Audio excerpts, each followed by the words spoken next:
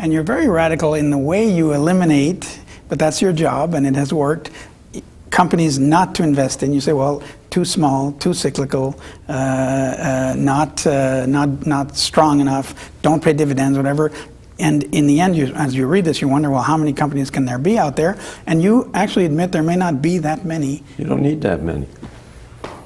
If you look at the total world, and let's say you have a choice of 500 companies in the world, isn't that enough? You only need about 20 or 30 to be widely diversified. And most of them will be in the U.S. You're very frank about that. No, not necessarily. I think you have a sentence in there where you say, in the end, it comes back to the most trustworthy are the U.S. corporations. Well, that is because the Securities Exchange Commissions and the laws in the U.S. give more protection than, say, the laws in Canada. But, for instance, Great Britain has extremely good investor laws at this particular point. And I don't see any great difference between a good oil company in Britain or a great oil company in France or a great oil company in the United States.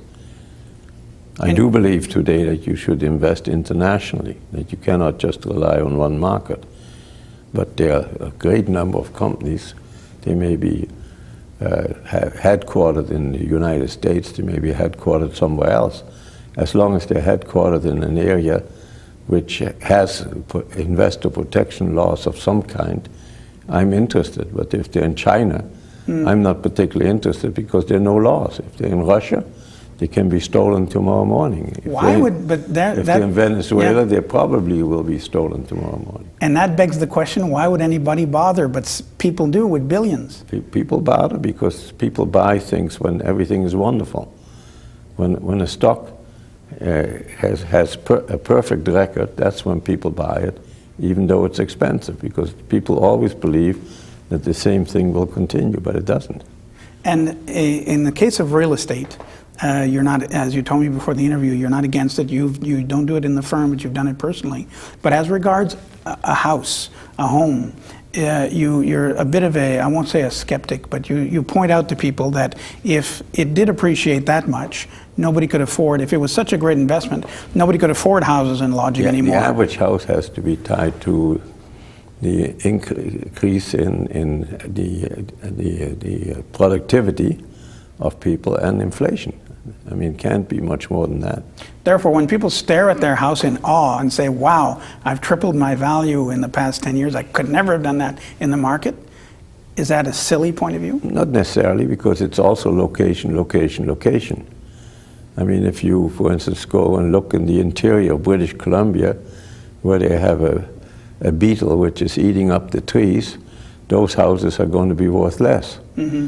But with the wealth of Alberta, the seashore of British Columbia, because Alberta doesn't have a seashore, is going to be worth more. So there are going to be areas in real estate, but on average, what I'm saying is correct. I also believe that a house is both a liability and an asset. I don't only believe it, I have experienced it. Yes, well, you bought one, and you seem like the kind of guy who probably never moved. You bought one, and you're still in it? Well, I'm in the same house since 1972. And you own shares since you were a teenager? That's right. And when did I buy the house? I bought the house when they had bombs in the mailbox just below us. And that brought the price down? That brought the price down. So that's when you open the paper and look for a house? That's when people left here to go to Ontario. That's the ideal time to buy. And you're almost on the verge in there of saying at some point to somebody, well, if you have to, buy a house, a car, and a cottage, but stop right there. In other words, don't consume. You're frugal. You believe in frugality. Because I think that's a rational approach. I don't think that somebody is a good investor or even a good manager who has enormous estates, etc. He's going to spend too much time on that. Because he owns all these lovely toys. I like to keep basically my life simple. Now, my wife doesn't totally agree with that, but that is basically my approach. And I'm perfectly happy once I'm happy. And once if I were to look at the portfolio in your firm, I would probably, I assume it's not published. It's not this isn't a government institution, but